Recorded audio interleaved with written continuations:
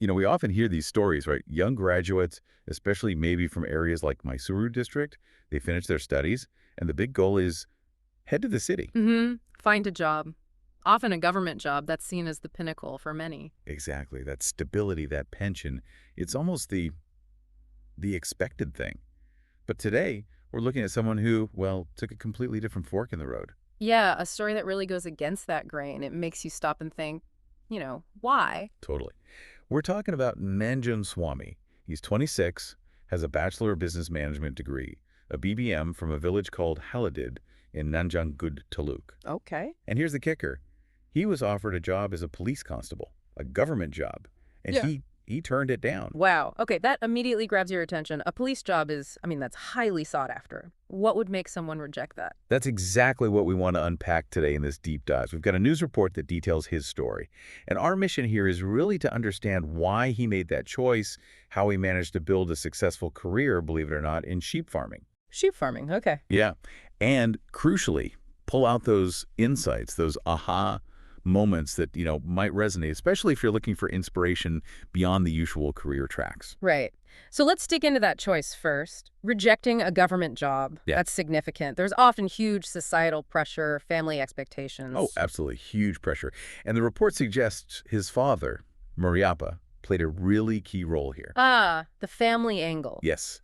Apparently, his father really wanted him, his only son, to stay in the village, to live there, respectfully within the community, rather than taking that job, which might mean moving far away. That's interesting. So it wasn't just about the job itself, but about place, about community, about maybe a certain way of life. Seems like it. That father-son dynamic feels pretty central to the decision. It wasn't just about earning potential, but maybe, like you said, about roots.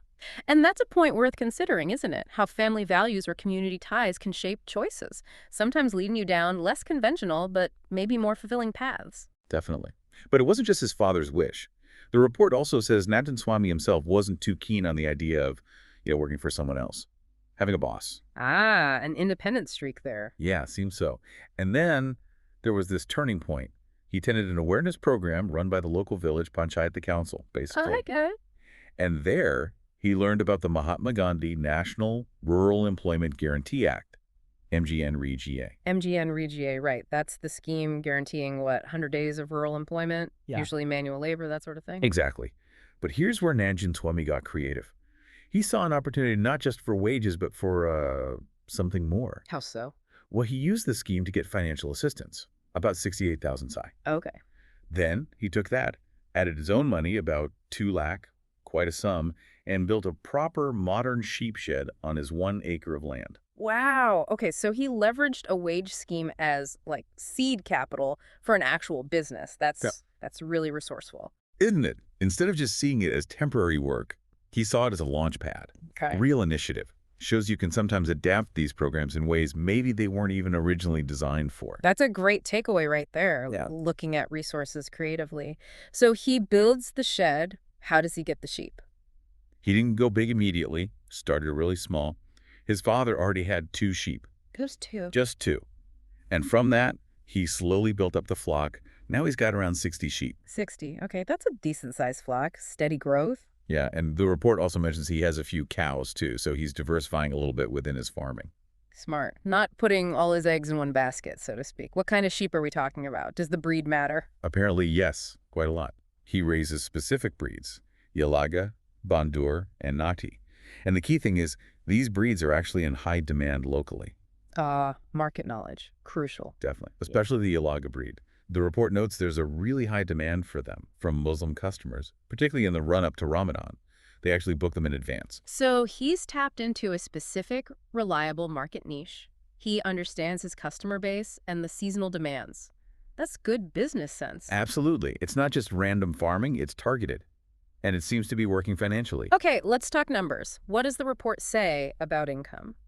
Well, his annual income is stated as around 4 lakh. 4 lakh. Hmm. From sheep farming on 1 acre, that's pretty impressive. It is, right? And it breaks it down further, like selling just 10 sheep can bring in about 1.5 lakh. Tough Some game. months, his earnings can hit 80,000. 80,000 in a month. Wow. And remember, this is on that single acre where he's also growing coconut and fodder for the animals. Exactly. It really challenges that idea that you need vast tracts of land to make a good living from agriculture, doesn't it? It absolutely does. Shows what focus and understanding your market can do, even with limited physical resources. And it's not just the money, though that's obviously important.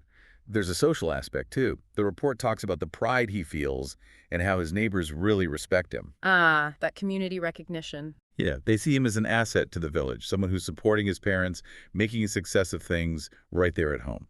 That social capital, that respect within your own community, sometimes that's worth as much as the financial return, isn't it? Gives you a different kind of fulfillment. I think so. It connects personal success back to the community's well-being. Okay, so if we were to boil down the key takeaways from Nanjun Swami's story, what would they be? Well, first off, clearly rural entrepreneurship is viable. You don't have to move to the city to succeed. There's potential right there. Definitely.